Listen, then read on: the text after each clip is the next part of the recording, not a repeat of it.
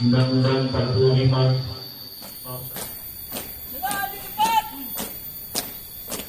Bismillahirrahmanirrahim. Assalamualaikum warahmatullahi wabarakatuh. Perkenalkan, nama saya Heri Heriana, mahasiswa PPG dalam jabatan tahap 1 gelombang 2 Universitas Syiah Kuala Banda Aceh akan melaksanakan uji kinerja di SMA Informatika Ciamis. Terima kasih. Bismillahirrahmanirrahim. Assalamualaikum warahmatullahi wabarakatuh.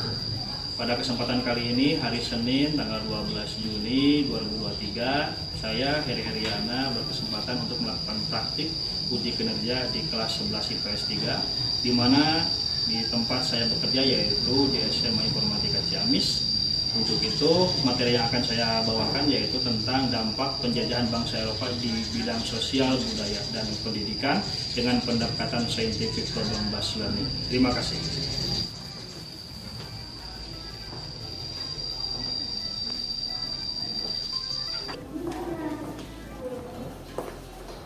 Assalamualaikum. Waalaikumsalam warahmatullahi wabarakatuh. Gimana kabarnya? Alhamdulillah. Siapkan dulu. Sebelum melaksanakan kegiatan pembelajaran, alangkah baiknya kita berdoa dengan kita masing-masing. Berdoa dimulai.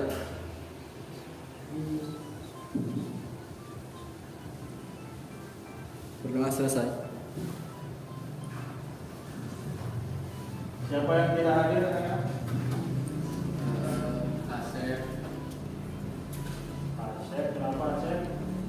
Sakti, Oke, terus Ahmad, Izin. izin, Ya. izin ada suratnya? Ada. Terus? Sudah? Sudah.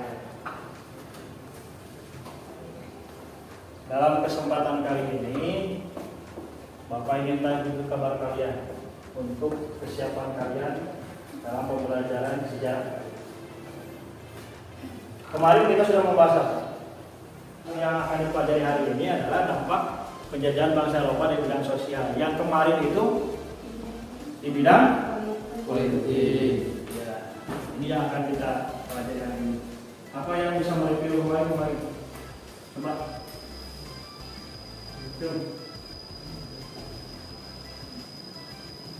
Nah, bidang politik.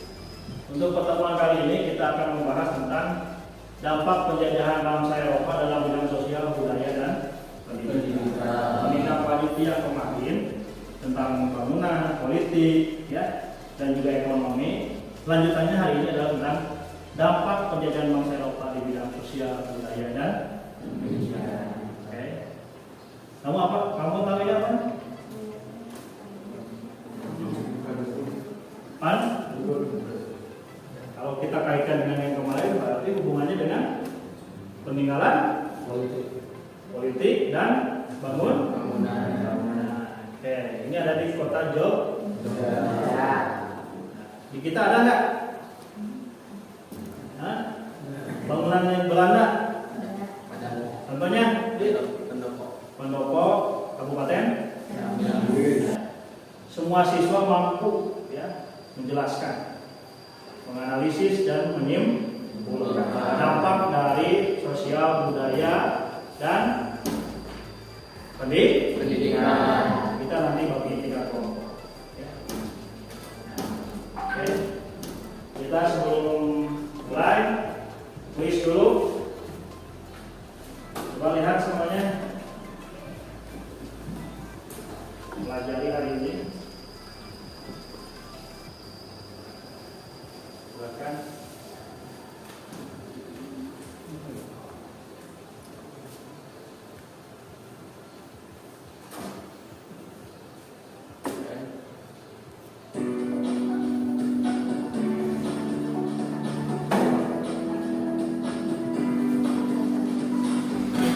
Faktor yang mendorong orang Barat ke Indonesia, ke Indo.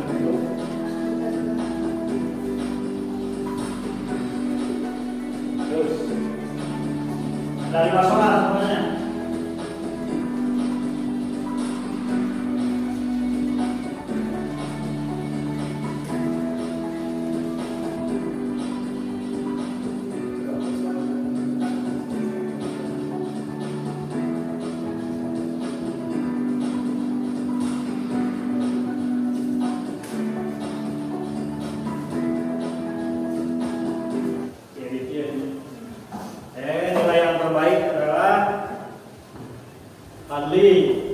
Uji, ya tepuk tangan. Kita lihat lagi, kalian sudah siap dengan materi yang akan kita bahas hari ini tentang kedatangan bangsa Eropa dan dampaknya terhadap sosial budaya dan pendidikan. Nah, ini ada videonya juga nanti menjadi referensi kalian. Kita putar. Simak ya. Bab ketiga, dampak penjajahan bangsa-bangsa Eropa di Indonesia dalam bidang sosial, budaya, dan pendidikan.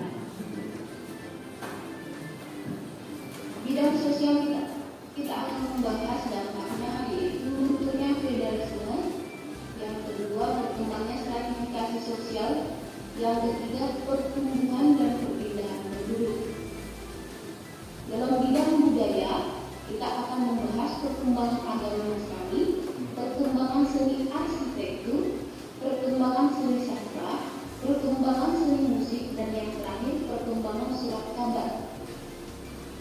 Yang ketiga, bidang pendidikan, kita akan membahas berdirinya sekolah di Indonesia, dan yang terakhir lahirnya golongan terpelajar. Yang dimana dalam itu sekilas tentang pembahasan yang akan kita bahas, dan supaya lebih efektif Bapak akan bagi kalian menjadi 6 kelompok ya. 6 kelompok dengan 3 pembahasan. Pembahasannya itu tentang dampaknya terhadap sosial, dampaknya terhadap budaya, dan dampak penjajahan terhadap pendidikan. Di sini kita bakal buat KKPD. KKPD ini kalian susun, dan Bapak mengharapkan kalian mampu ya memberikan bukti-bukti bahwa tentang penjajahan bangsa Eropa itu terhadap sosial, budaya, dan pendidikan. Bapak bagikan kelompok 1, Ray, Fadli, ke depan.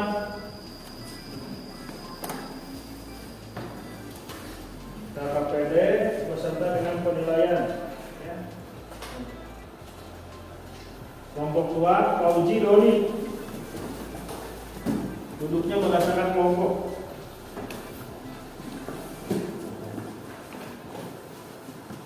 Fauji Doni. Sesuai instruksi di sana ya. Kelompok 3, Najwa, Krishna.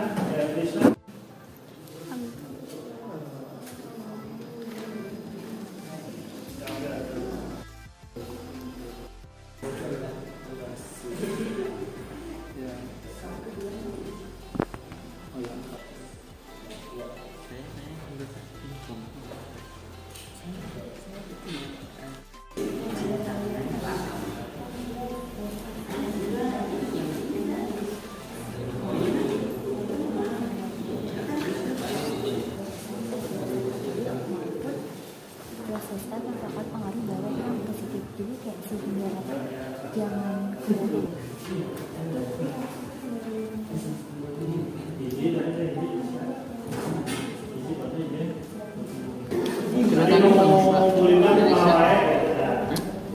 Jadi bangsa Eropa Indonesia.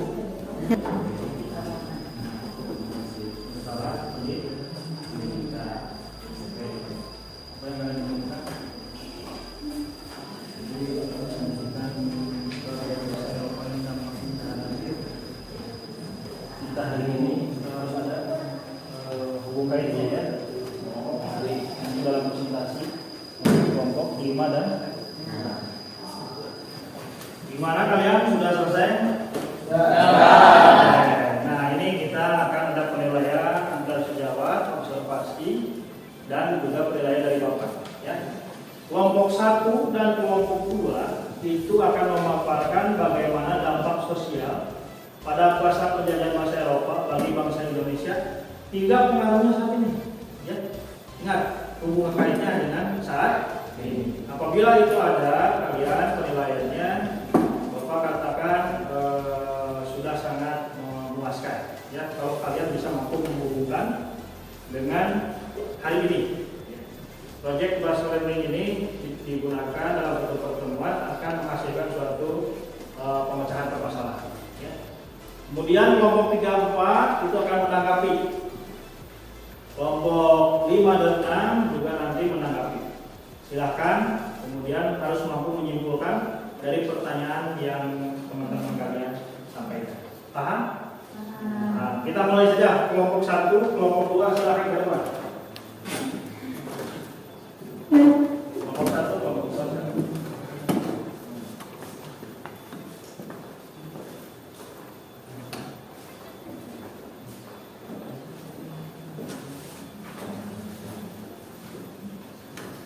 Assalamualaikum warahmatullahi wabarakatuh. Kami dari kelompok 1 dan 2 ingin mempresentasikan tentang dampak kebijakan bangsa Eropa bagi bangsa Indonesia dalam bidang sosial. Bidang sosial. Silakan. Kedatangan bangsa Eropa ke Indonesia membawa dampak dalam bidang sosial. Salah satu dampak dalam bidang sosial adalah munculnya masyarakat yang menganut agama Katolik, misionaris, Gonzales, Telestok, Fernão Penagha dan Simon Pas serta pengaruh Kristen Protestan. Kedatangan Portugis yang membawa semangat 3G yaitu World, Glory, dan Gospel mempengaruhi penyebaran agama Kristen dan Katolik di Indonesia. Salah satu penyebar agama Katolik di Indonesia yang terkenal adalah Franciscus Caverius, seorang misionaris dari Portugis di Maluku pada tahun 1545 sampai 1547. Dalam bidang sosial, praktik kolonialisme dan imperialisme di Indonesia membawa dampak antara sebagai berikut. Pertama, lunturnya feodalisme. Sistem feodal ditandai dengan adanya tanah-tanah luas yang dikuasai para bangsawan atau tuan tanah, sedangkan rakyat biasa berperan sebagai budak. Para budak tersebut bekerja mengharap tanah milik para bangsawan. Secara bertahap, penguasa kolonial berhasil menggeser hak-hak istimewa para penguasa pribumi.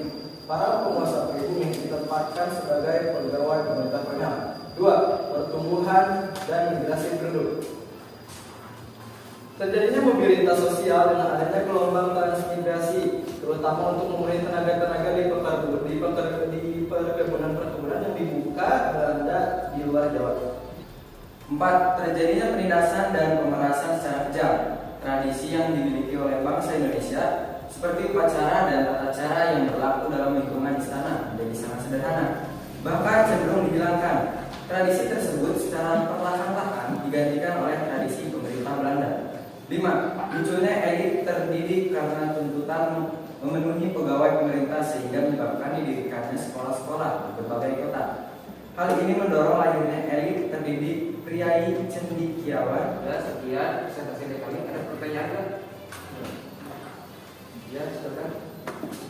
Jadi bertanya, ini maksud dari yang G3, yang Glory dan Gospel itu maksudnya gimana? Oke, untuk mereka memiliki semboyan 3G, yaitu gold, yang artinya mencari kekayaan dengan berdagang. Dan yang kedua itu glory. Glory itu menyatakan mencari kejayaan dengan meluaskan daerah penjajahan. Yang ketiga, gospel, yaitu menyebarkan agama Nasrani. Ada lagi?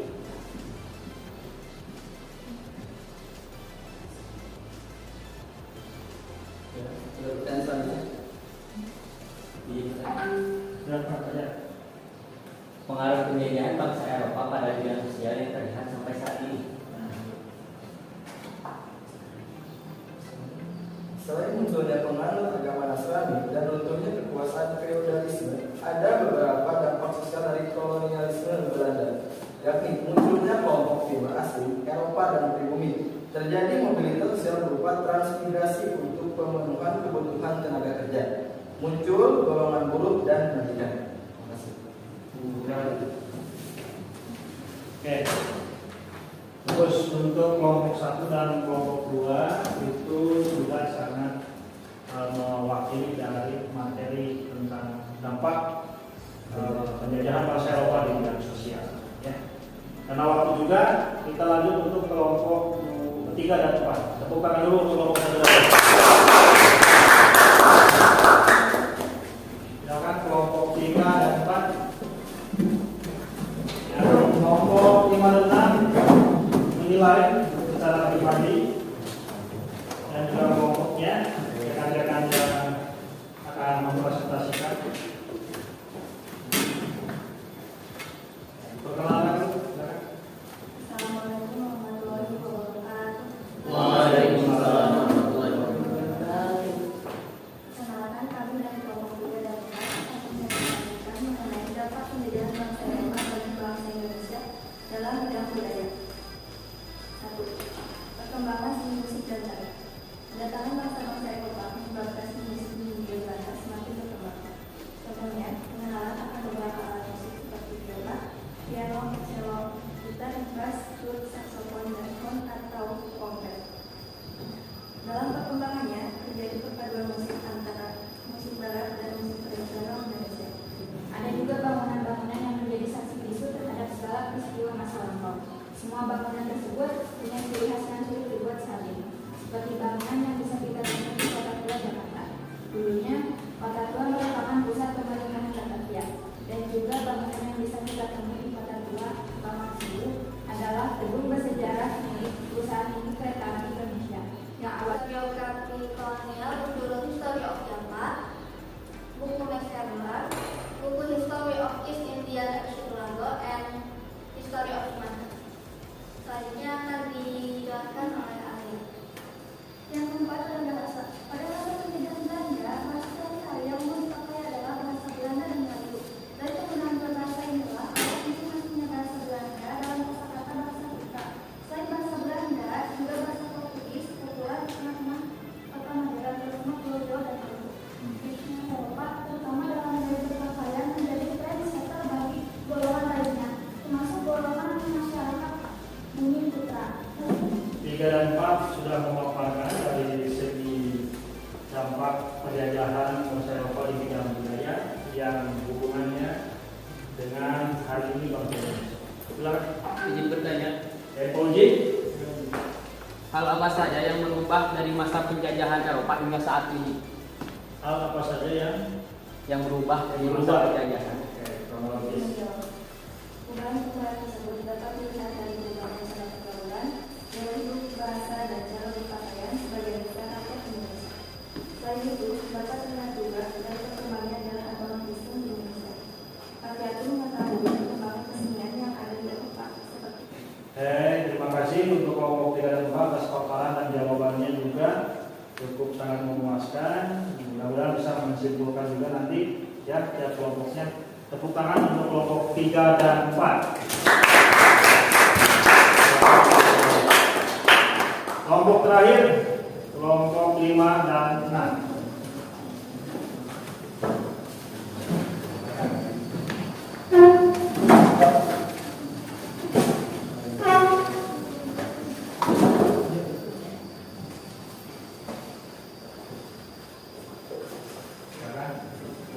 Assalamualaikum warahmatullahi wabarakatuh. Waalaikumsalam warahmatullahi wabarakatuh. Perkenalkan, kami ini dari kelompok 5 dan kelompok 6. Pertama-tama izinkan kami memperkenalkan diri terlebih dahulu. Nama saya Syaful Rahman dan bersama Saya Rizka. Saya Fajar. saya Dia, saya Nela, saya Rizka. Nah, di sini kami ini akan menjelaskan tentang dampak dari penjajahan bangsa Eropa terhadap pendidikan di Indonesia. Nah, dampak dari penjajahan bangsa Eropa terhadap pendidikan di Indonesia itu salah satunya itu berpengaruh sekali terhadap perjuangan bangsa Indonesia dalam memperjuangkan kemerdekaan. Nah, dan sampai saat ini juga masih terasa sekali dampaknya itu kepada pendidikan di Indonesia. Salah satunya itu adalah kita bersekolah ini itu salah satu dampak dari penjajahan. Untuk lebih jelasnya lagi akan dijelaskan oleh saudari Ida. Pengaruh bangsa Eropa dalam dunia pendidikan saat ini paling terasa adalah pemakaian legislatif dan sistem pendidikan berjenjang. Sebelum datangnya bangsa Eropa, sistem pendidikan di Indonesia adalah sistem pemondokan dan pesantren. Misalnya ada terdidik karena tuntutan memenuhi pegawai pemerintah sehingga menyebabkan didirikannya sekolah-sekolah di berbagai kota. Hal yang mengganjal pikiran kalian, mungkin kalian bisa bertanya kepada kami. Silakan. Kan? Saudari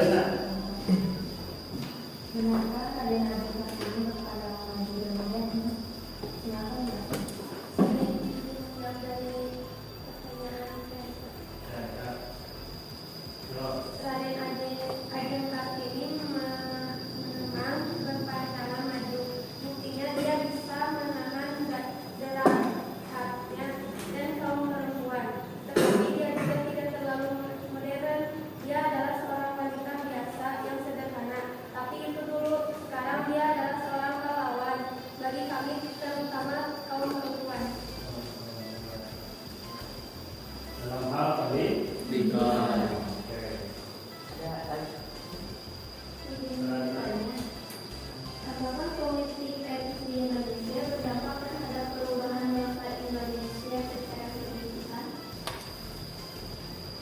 Jawabannya benar. Soalnya munculnya kaum terpelajar yang menerima pendidikan modern dan nantinya menjadi pemimpin yang akan memimpin Indonesia. Saya rasa cukup ya dua pertanyaan. Untuk kelompok pribadi 6 pemaparannya cukup sangat jelas ya, dan juga pertanyaan bisa dijawab dengan cepat. Untuk itu apresiasi untuk kelompok pribadi 6. Tepuk tangan untuk ya. Alhamdulillah 6 kelompok telah mempresentasikan. Yang Bapak harapkan nanti ada kesimpulan tiap kelompok. Bapak ada penilaian untuk kesimpulan tiap kelompok dan individu. Dan barang siapa yang kalian bisa menyimpulkan seluruhnya, sosial, budaya dan pendidikan, Bapak kasih reward untuk kegiatan pembelajaran hari ini. Ya, kita ulas dalam pembahasannya. Tujuannya kita jelas ya di sini. Kalian harus mampu menganalisis dampak politik, ya, sosial, budaya dan pendidikan. Dan kamu harus mampu juga nanti menyimpulkan. Yang paling penting adalah menyimpulkan. Walaupun harus mengetahui bukti-bukti tentang hubung kaitnya masalah sosial, budaya dan juga pendidikan dengan hal ini yang kalian rasakan. Tadi Bapak sudah melihat ada 1-2 yang sudah bisa mengaplikasikan. Kita ulas kembali. Betul ya, dampaknya adalah penyebaran agama Nasrani. Ini di bidang apa ini? Ya, karena hubungannya adalah dengan semboyan mereka itu ya, salah satunya ini berhasil diterapkan di daerah Maluku. Kenapa di Maluku mayoritasnya Nasrani dan juga di daerah Papua? Karena mereka dampak dari semboyan tersebut. Oke. Runtuhnya feodalisme. Nah, ini adalah stratifikasi sosial terbagi menjadi 3. Jadi masa sosial ada orang Eropa, ada orang Timur, dan ada orang penduduk ribu. Jadi kita hanya dilapis sampai 3 status. Jadi kalau kita mau menikah dengan orang Timur asing itu ada janggal. Apalagi mau menikah dengan orang Eropa. Tetap tokoh Bung Karno nanti akan menjadi tokoh nasional karena apa? Karena dia ternyata memiliki hubungan dengan orang Eropa. Pasti kalian sudah paham. Kalau orang pribumi dengan Eropa direstui tidak? Tidak. Makanya di situ sakit hati. Seorang Bung Karno sakit hati ketika dia SMA mencintai noni-noni Belanda, ditolak. Cintanya ditolak itu bukannya dia menjadi frustasi, tapi menjadi semangat, membakar, berkorban jiwa nasionalismenya untuk memerdekakan rakyat Indonesia. Kebijakan Belanda yang pro terhadap rakyat Indonesia. Oke. Sudah. Kesimpulannya, kumpulkan AKPD-nya. Silakan. Bapak punya penilaian sendiri, ada penilaian. Bapak minta buktinya juga bahwa kalian bekerja secara individu maupun kelompok. Sudah.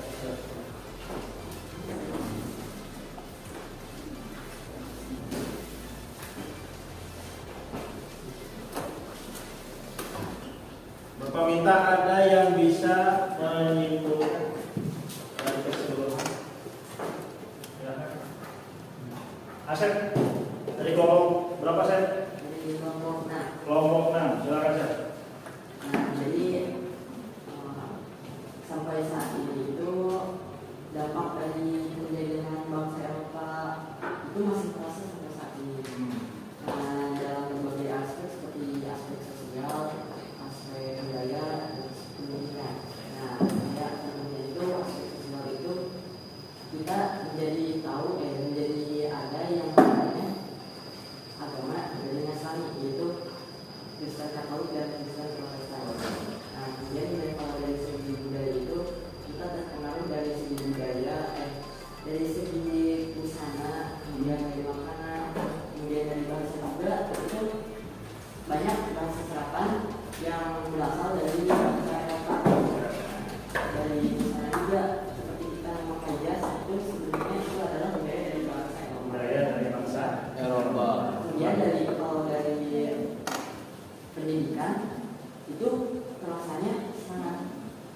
kita itu sebagai pelajar kita menjalani sistem pendidikan ataupun gaya sekolah atau gaya pendidikan itu menjelang dari apa yang bangsa Eropa ajarkan dulu ketika pendidikan. Ya. Luar biasa. Tepuk tangan untuk Asep itu bisa langsung simpulkan dari apa yang dipaparkan oleh teman-teman dan juga dari Bapak untuk materi-materi ini. Dan yang paling unik itu dalam program Lasmi ini bisa kalian memahami apa loh, ya, bukan hanya masa lalu, tapi masa lalu itu ternyata berkaitan hubungan itu dengan hari ini. Contoh pakaian.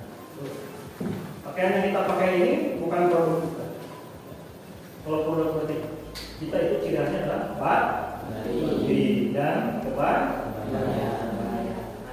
Alhamdulillah kita masih digunakan itu. Cuman ini sebenarnya produk luar, ini pakaian itu sebenarnya dan pendidikan juga lah. Tapi kita ambil yang baiknya, ya. Kita ambil yang baik. Selanjutnya ada yang mau menyimpulkan? Wanita kelompok berapa wanita? Dari kelompok 4 silakan. Menurut saya simpulkan seperti ganti dampak pendidikan bangsa Eropa bagi bangsa Indonesia dalam berbagai aspek bidang. Di antaranya yang pertama dalam bidang sosial menurut saya adalah praktik kolonialisme yang dulu diterapkan oleh penjajahan Belanda masih diterapkan sampai bersama masyarakat Indonesia. Yang kedua adalah dalam bidang budaya. Dalam perkembangan karya sastra, hal ini dapat menjadi dampak yang baik karena perkembangan karya sastra seperti historiografi kolonial yang diterapkan dalam buku dapat menjadi literasi bagi generasi muda bangsa dan mengetahui bagaimana penggambaran penjajahan masa Belanda dulu. Dan kemudian dalam aspek bidang pendidikan adalah perkembangan sekolah umum berupa yayasan, tidak hanya bagi yayasan Katolik maupun Protestan, namun berkembang kepada yayasan agama-agama lain seperti yayasan agama Islam dan lain sebagainya. Siap. Betul bahwa ternyata pendidikan itu tradisi yang masih hari ini terasa oleh kita, masih ada itu pesantren. Pesantren itu bukan pendidikan ala barat, bukan pendidikan ala timur, tapi asli Indonesia.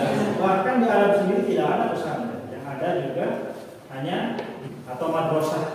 Kalau di kita pesantren, asal katanya sastra, artinya ahli kitab. Dari serapan Sanskerta. Jadi orang-orang yang suka dengan ilmu itu berkumpul di situ. Dan akhirnya kemajuannya hari ini pesantren juga besar, ada pesantren modern, ada pesantren tradisional.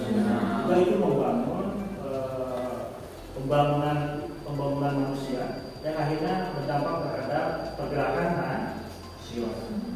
nasionalisme itu baru terlahir ketika nanti ini orang-orang cendekiawan seperti ini belajar di bangku sekolah seperti Dr. Sutomo, Insinyur Soekarno, lagi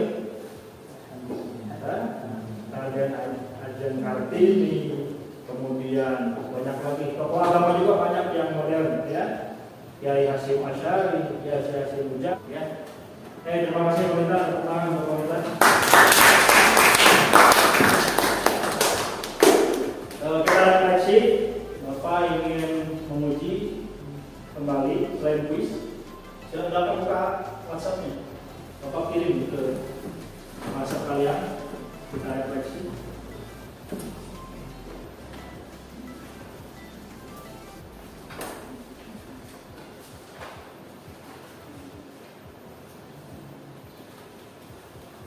Oke, sudah? 5 soal saja di sana.